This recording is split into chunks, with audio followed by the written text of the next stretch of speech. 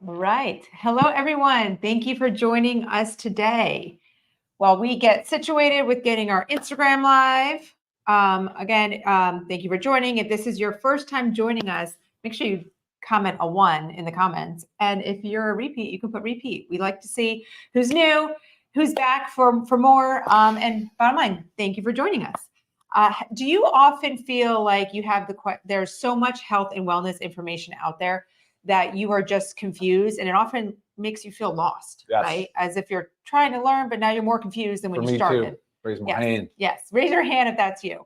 Well, it's very common because there really is too much information out there, and it always supports both ends, which is why it leaves us confused. So today we're hoping to help you out with that.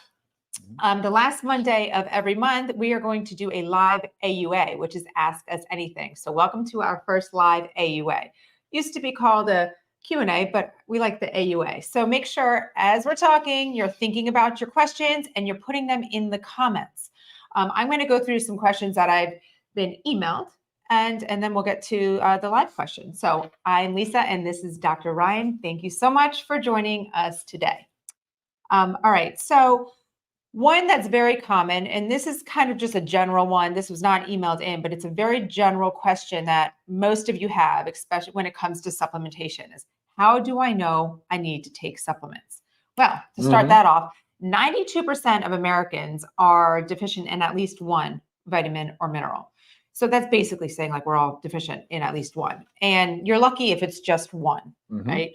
So, I mean, we know the common one is vitamin D because that's been really exploited during the whole COVID pandemic, but there's also so many more vitamins and minerals that we're deficient in. And when we're deficient in something, our body's not working properly. Take magnesium, for example. Most of us are deficient in magnesium as well, which magnesium is involved in over 300 chemical reactions in the body. So if we're deficient in it, those reactions aren't taking place.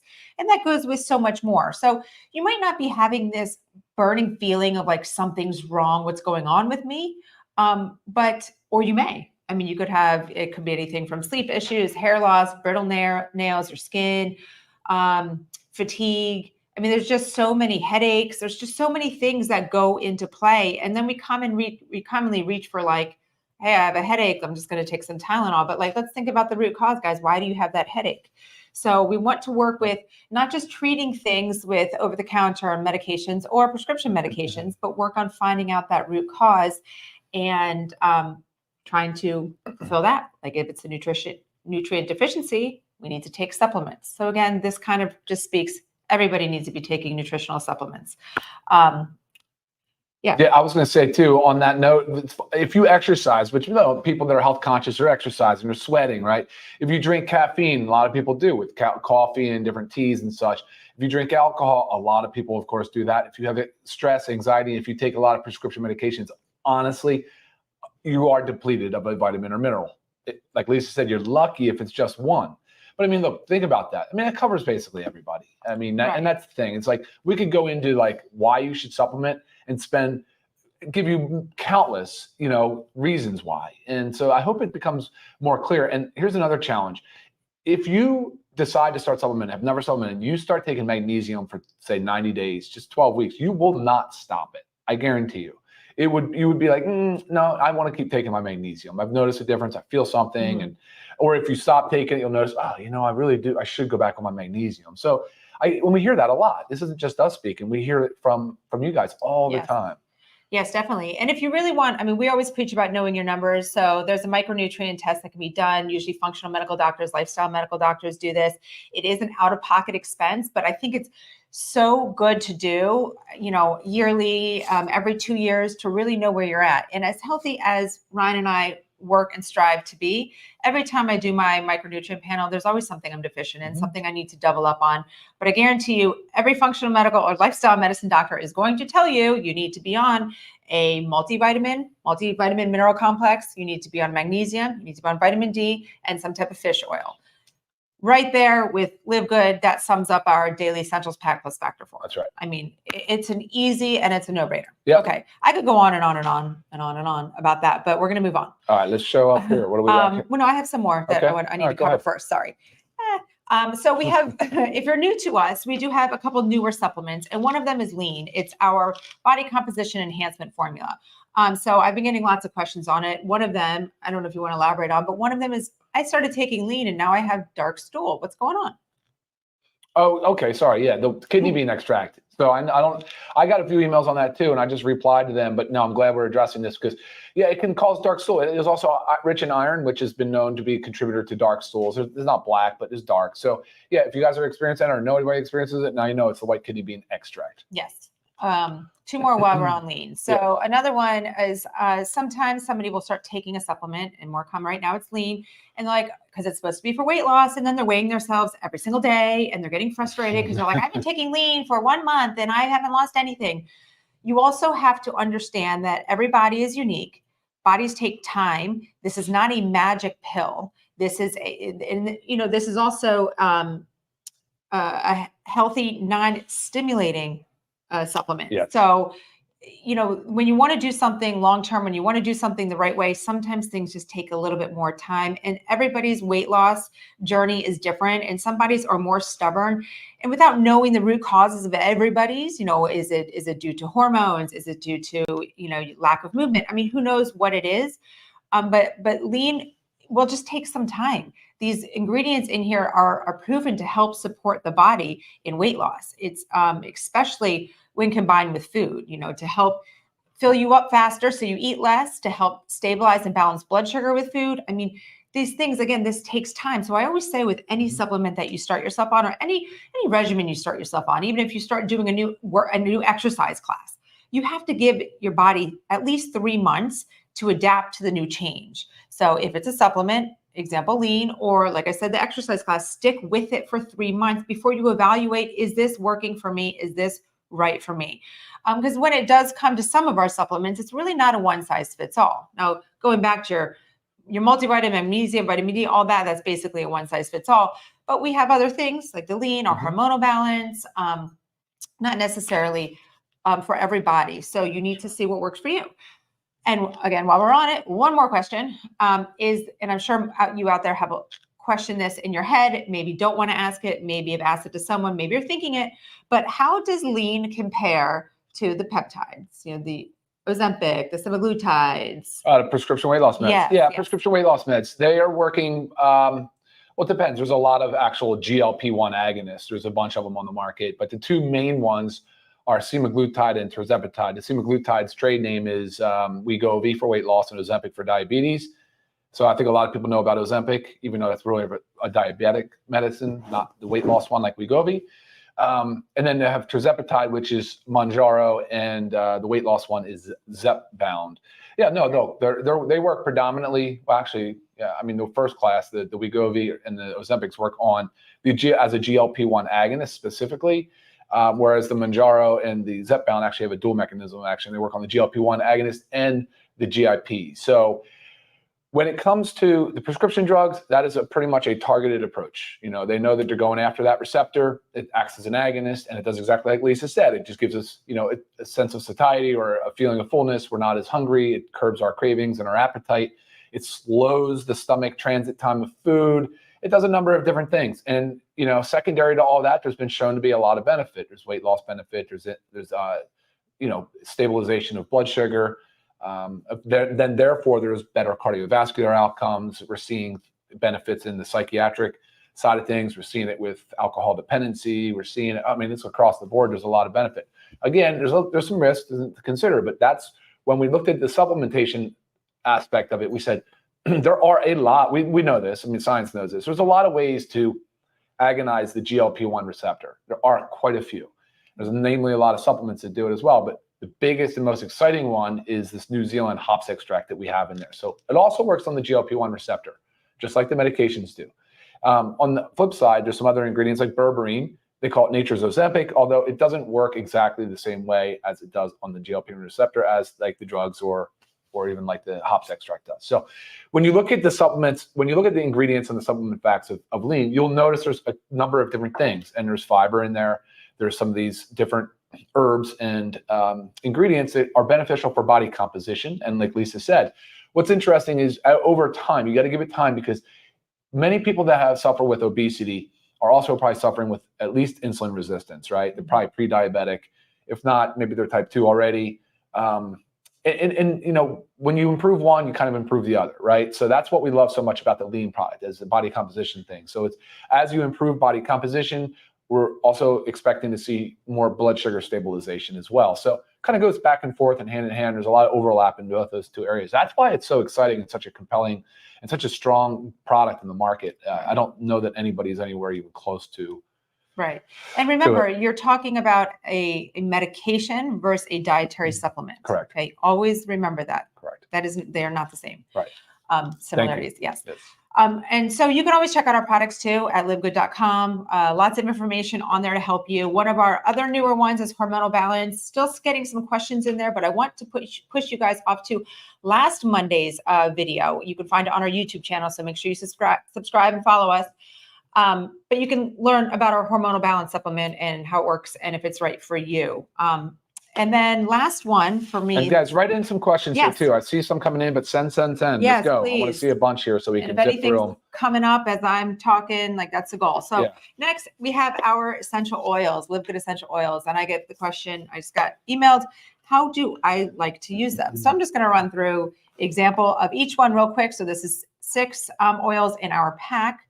So we have our immunity blend, kind of says it itself.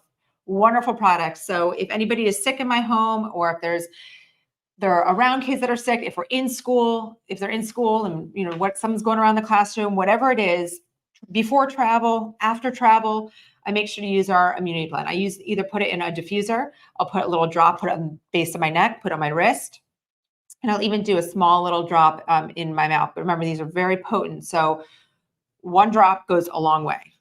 Frankincense. My favorite way to use frankincense is I put a drop in my facial oil. It is so good for brown spots and evening skin tone. Really, really, but there's so many uses for this, but that's my daily use for frankincense.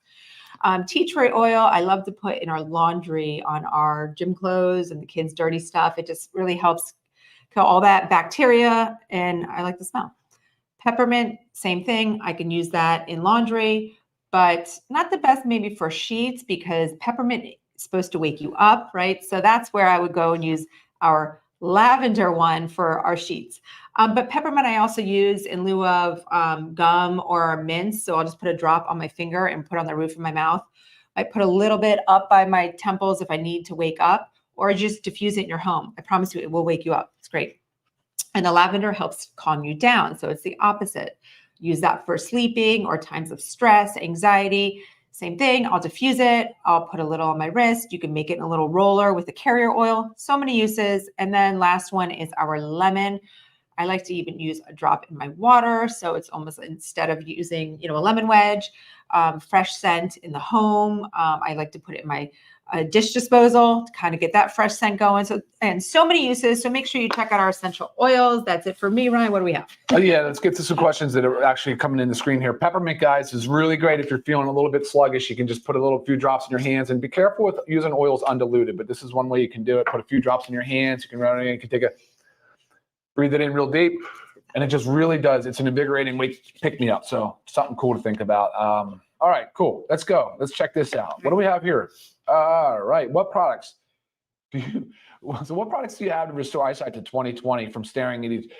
Well, hold on. Let me get my my readers on here, staring at tech gadgets and Zoom. Look, I completely relate to this question, and there's some good news and some bad news. The good news is that we have a supplement that contains beneficial ingredients for eyesight and vision. It's in our multivitamin. We put in the vision support ingredients, zeaxanthin and lutein. Also has some vitamin A, so you have the carotenoids. Guys, this is part of the ARIDS and ARIDS 2 study, so it's well documented how powerful those ingredients are. The lutein and zeaxanthin are the colorful pigments of the marigold flower, and they're very highly concentrated in our retina, and they are responsible for absorbing blue light. So when you're getting all that blue light from the screen, of course, there we go. We're helping give our eyes the support that it needs. Of course, I could go into the lifestyle measures, but you're asking about that. So, and then the bad news is that just a lot of times with aging, you know, starting in our late 30s, early 40s, and then it kind of drops out. It hits a low at about in the 50s on average for a lot of people like I have. I mean, just struggle with nearsighted. Actually, I'm farsighted, so I struggle with seeing things up close. So yeah, it's really frustrating. I get it. I understand that. Yes, and you could also wear those blue light blocker glasses. They have, all different shades. I like my ones that are basically yellow, and then my red ones for nighttime. So if you've seen us on some of our nighttime Zooms, you'll see I'm wearing them. A lot of lifestyle things you can do for sure. All right, let's go. We're going to keep rocking here. So, Lisa, when is the best time to take creatine and aminos? And is it best to have them separately? Okay, so the real best time to take them if you are working out is either before, during, after that workout, in that combination. Sometimes even stacking your aminos, a scoop before and a scoop after. The best studies on creatine are taking after with a carbohydrate. So like you can make a protein shake, stick it in there. But I mean, personally for me, I add it to my pre-workout, which is with our E3 and our essential aminos, because I like the boost that it gives me. Like I just feel like stronger in my workouts. So somewhere in that roundabout of your workout. If you're not working out, time of day, it doesn't really matter. But let's say if you're an intermittent faster, maybe you could take the amino acids in the morning to help you kind of, get to the, sustain your fast. Yes. Melissa, thank you for this question. It's a good question. I'm not going to elaborate on the creatine. Agree with her. The aminos, if you really want to have that discipline and dedicated to doing something with your health, aminos 3 times a day, but in between meals. First thing in the morning, if you're fasting, great, because it gives your body the fuel it needs without breaking down additional muscle, because that's what will happen. The body will start breaking down muscle even after about 3 or 4 hours so that it can free up the amino acids to make other important things in our body, like hormones and neurotransmitters and enzymes. Right, which is also why I know like we're not all bodybuilders, but we're not all if you're a bodybuilder, that's why they eat so frequently, so they don't hit that muscle breakdown at all. Correct, right, exactly. So the aminos are a hack. It's a free form amino acid, has all of the essential amino acids, so you're not missing any of them, and has 40% leucine, which is the actual preferred ratio. So in between meals, if you're going breakfast like at 9, and then if you're, or whatever, and then your lunch is at 12 or 1, I would have an amino at 10. And then I would do the same, or 11, and then I would do the same thing between lunch and dinner. And then, that fasting one, that's your 3 a day, and there you go. And then you'd have your supplementation with protein. That is not too much. That is seriously not too much at all. So I would love for you to try it, Melissa, and then let me know. Email us. That'd be great. Right. And also if you're one, sometimes for me after lunch, I feel like I get a little slumpy, or I also just want like a refreshing drink, maybe something that adds a little bit of sweetness. It's a great replacement. Sure is. There we go. There's no sugar. Hi, Suzanne. So Suzanne asks, can you take more than 6 lean a day? Not recommended, right? Due to the fiber. I mean, look, you can. I mean, it's just like why? I mean, the dosing that we put together is really designed to be two capsules, 30 to 45 minutes, an hour before a meal. If you're not eating a meal, that's okay. You can still take this product. It's going to help. Right. That is. But beyond 6 a day, there's really not a whole lot of. I think you're going to hit up and undo the comment. Yeah, I think, look, the dosing is suggested as 6. So if you go higher, you could probably tolerate it just fine. And you can experiment with that. I've told people that if they want to go higher, they can. If you're pre-diabetic or diabetic, I would consider monitoring your blood sugar. Well, if you're diabetic, for sure, but monitor your blood sugar. You should know your fasting. You should know your postprandial right after food. So do that, and of course, you don't have to monitor your body weight every single day, like Lisa will talk about. You can check in once a week. You can check in every few days. It's definitely a difficult thing to fixate on. It's not the right thing to fixate on. How about that? Right. I just put one up there. All right, you did. And awesome. Hi, Ivan. He said, a repeat. Thanks for joining us again. So we have from Trisha, what is the best time to take the women's hormone product? There is not a right time. It can be taken with your other supplements. What I would say is if you're taking magnesium, don't take it with magnesium. And also not necessarily with lean if you are one that's taking lean also, just because the fiber can decrease the absorption a little bit. So adding it into, let's say you take your multivitamin and vitamin D and factor 4 after breakfast, you could throw those, hormone balance in there too to get it all done. All right. Yeah, I mean, look, hello, lots of hellos. I know. Scrolling down. All right. Well, I think I left a few on my list over here. There's still more coming in here. There's a bunch. Good. I see. Booyah. Get his readers on. It just sucks because you look at a computer, it strains your eyes so much. I spend so much time on a computer. Hey, what's up there, Kelly? Checking in. I love it. Good to see you. In love with these products. Thank you. Yes, again, guys, you don't know about our products, check them out at livegood.com. Lots of information on there. So many beneficial supplements for everyone. I mean, ranging from our coffee to our protein to sleep supplements to energy. It's all there. I did see a question on there that was can't remember if it was mother or father, is 78. What supplements would you recommend starting with? I did pass over that. And honestly, when in a situation like that, it's what is the ingredients in our international wellness pack. And that's really our vitamin D, our multivitamin. Do you have another one too? Our multivitamin, our magnesium, our factor 4, our super greens and super reds. So the goal here is to eliminate nutrient deficiencies, decrease the body's unwanted inflammation, and load the body with antioxidants. An amazing, well-rounded place to start. And this really goes for everybody. If you guys are not doing it, you have to do it. And then start to handpick other ones that kind of work for you. You found one? Yeah, well, there's a bunch. Sure. Okay. That's can a 2-year-old take a children gummy? I don't see how they could.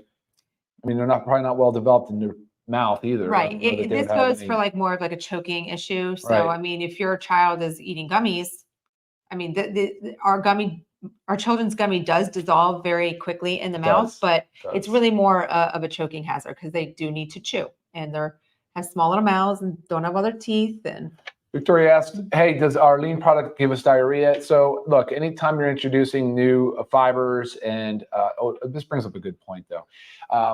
It certainly can cause some stomach upset. It can, but it shouldn't, right? It's not guaranteed that you're going to feel stomach upset, but try taking it with a little bit of food if you need to, and then you can try spacing it out and seeing if you can get it an hour before. But with anything with fiber like this, needs to be taken with significant amount of water. So a lot of times fiber actually would help people that suffer from diarrhea, but right. quite frankly, you do need to make sure you're consuming water, especially because of the glucomannan. It absorbs a significant amount of water as fiber, soluble fiber. So, right, and like I was saying, anytime you introduce something to the GI system, you're shaking it up a little bit. Sure. So if you do have a sensitivity, just back down a little bit, slow down, like Ryan said. Try with food. Try decreasing the dose to 1-3 times a day. When Ryan and I were taking it ourselves, because neither of us use it regularly and we don't need the lean, but of course we want to see how our bodies respond. And maybe the first week we both had bloating and gas. And then after that, it was gone. So it was like our bodies just took a little bit of time to figure out what was going on, something new introduced. So just keep it consistent. There was another question I saw in here about pregnancy. A woman was trying to get pregnant. What are the best supplements? Again, I go back to that.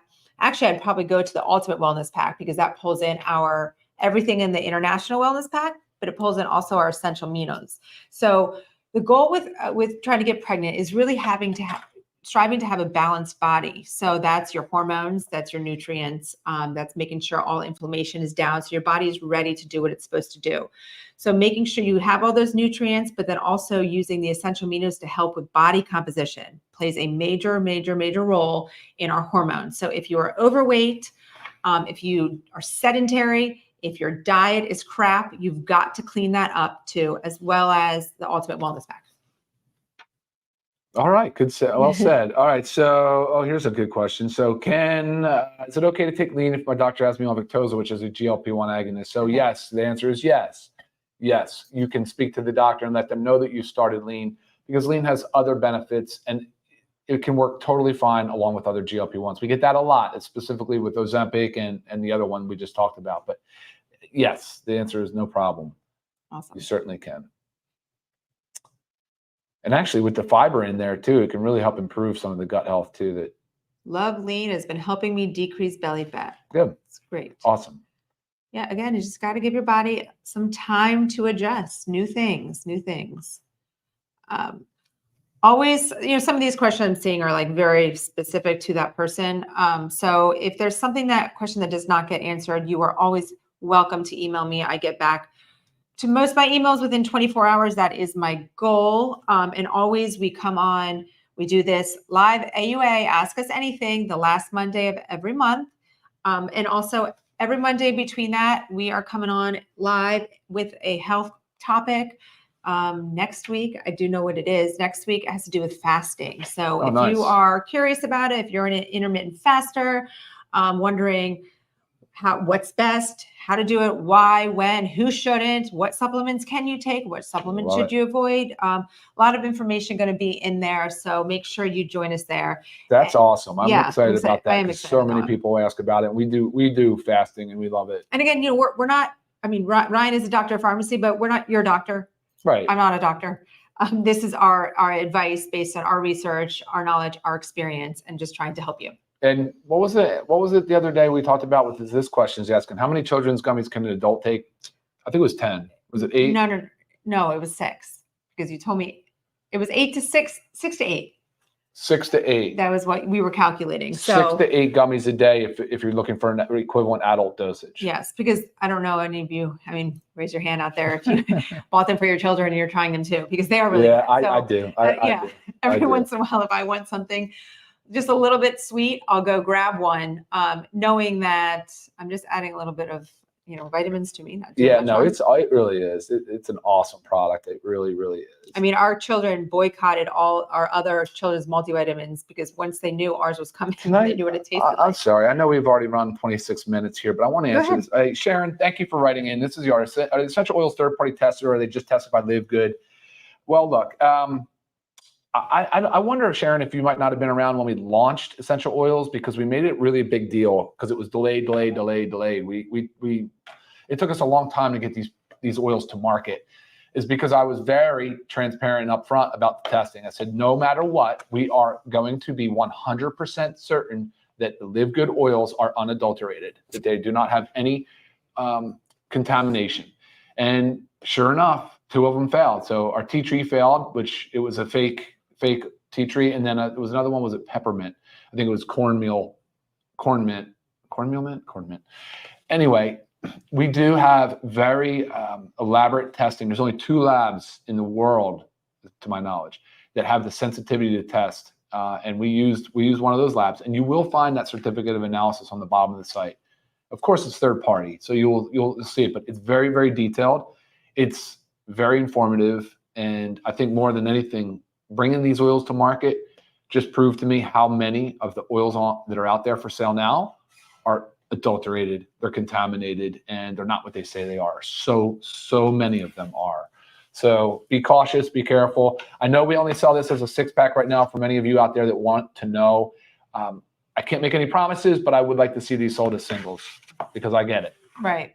But they really are, like, the 6 of them are the most commonly used that, like, I use every single day. So I might run out of my lavender first because my whole entire family, like my kids love the lavender. They make their own sprays on the pillow, whatnot. But all right, enough of that. Does our magnesium have all the 7 magnesiums all in one? No, we have gluconate, we have glycinate and gluconate. So 2 of the most studied forms to help increase our blood level of magnesium. So let's take, for example, another magnesium is citrate. Citrate is used to stimulate bowel movement. So if you don't have problem in that department, I don't want to be taking magnesium citrate and, going to the bathroom more than I'm very regular. So let's keep it that way. So each one has different needs and purposes. So our goal with ours is to increase the body's blood level of magnesium. Bottom line. Yeah, bottom line. And I think a lot of it's a marketing play. I know the product that they're talking about that has all 7 or 8, and there's not just 7 or 8 forms of magnesium on them, there's more, right? But it's very expensive and for no good reason. The glycinate is a superior form. It's well tolerated. It absorbs extremely well. And the goal is to increase our magnesium levels in our tissue, in our blood, in our bone. Now, not a lot of it circulating in the serum in the blood, but yes, that's the whole point. We want it in there for use for our muscles and nerves and for all of those things. So like Lisa said, you don't want a lot of citrate. You will immediately start to have loose stool. Right. Oxide doesn't absorb well. And there's all these different forms. So glycinate and gluconate are your 2 preferred forms. They're the best forms. As far as getting a whole bunch of other forms in there, it's like, what's the point? It doesn't make any sense. Right. I just don't agree with that. And that most common supplement that does that, they also don't list the amounts of each magnesium. Oh, right? That's true. So it's all proprietary. Lumped. It's all blended lumped in a proprietary blend where they don't disclose how much. So like if your goal is to increase your body's magnesium levels, your blood levels, but yet you're taking one with 700 milligrams and it's a blend, but of that 700 milligrams, what if 400 is citrate? I mean, or oxide. Thank you, AJ. That's an awesome question. Yeah. It's funny. Some of these we could just make its own little live. Totally. But, I agree. All right. Sorry, guys. There's a lot in here that's very specific to you as an individual. So. Right. All right. But cool. Again, wait, what was the? Okay. Yeah. So if your question did not get answered, please email me. Always available to help. And again, make sure you subscribe, like, comment to our YouTube channel. That way you don't miss anything. And like I said, next week is all about fasting. And if you missed last week's, that was where we talked about our newest hormonal balance. So you can learn a lot of information there. But thank you guys for joining us. We're about 30 minutes in, so we're going to cut it off so you guys can carry on with your day. All right. Take care, guys. See you next time. Thanks, everybody. Bye. Bye-bye now.